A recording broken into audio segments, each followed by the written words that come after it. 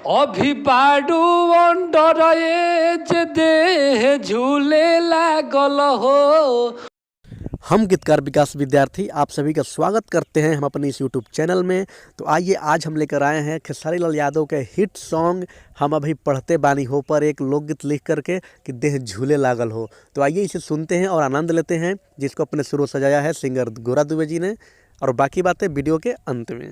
कि बानी नहीं बचनी हो गई किशोर हो, मरता जवानी भीतरी से ही लकोर हो। तो हो गईले हरियर सिग्नल गाड़ी हम ढूले लागल हो। तो छोटे छोटे कपड़ा देहिया में तहारा खुले लागल हो। अभी बाडू अंडर एज देह झूले लागल हो। अभी बाडू अंडर एज देह झूले लागल हो। कि कमे ना बूझ रखले बानी दू गो संगतिया। एगो के ड्यूटी दिन में बढ़ुए तो दूसरे के बारतिया। सुनी तो हर बात डोस ले लो समय साप छोड़ देलू बाची हो कुआरे में तू छाप। प्यार के पावर मिलते बदनिया फूले लागल हो। छोटे छोटे कपड़ा देहिया में तोहरा खुले लागल हो।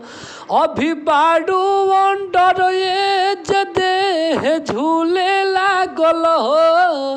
अभी बाडू अंडर एज देह झूले लागल हो। तोहरो चार गो बाड़ी सल भर बंद कल लोला हो। ज्यादा पवित्र बन न बबुआ जानता पूरा मोहला हो। हमरा नियन मिली नहीं कही कोरा, नहीं कोरस बदनामी वाला काम डूबे गोरा। विकास विद्यार्थी के हमरो मनवा भूले लागल हो। छोटे छोटे कपड़ा देहिया में तोहरा खुले लागल हो। अभी बाडू अंडर एज देह झूले लागल हो। अभी बाडू अंडर एज देह झूले लागल हो। वीडियो के अंत तक बने रहने के लिए आप सभी को तहे दिल से धन्यवाद। तो कोई भी सिंगर नए या पुराने धुन पर गीत लिखवाना चाहते हैं तो हमसे संपर्क कर सकते हैं, बिल्कुल फ्री। उन सभी के लिए सेवा देंगे हम, और लगातार बने रहें आप हमारे साथ। फिर मिलते हैं अगले वीडियो में किसी और के साथ।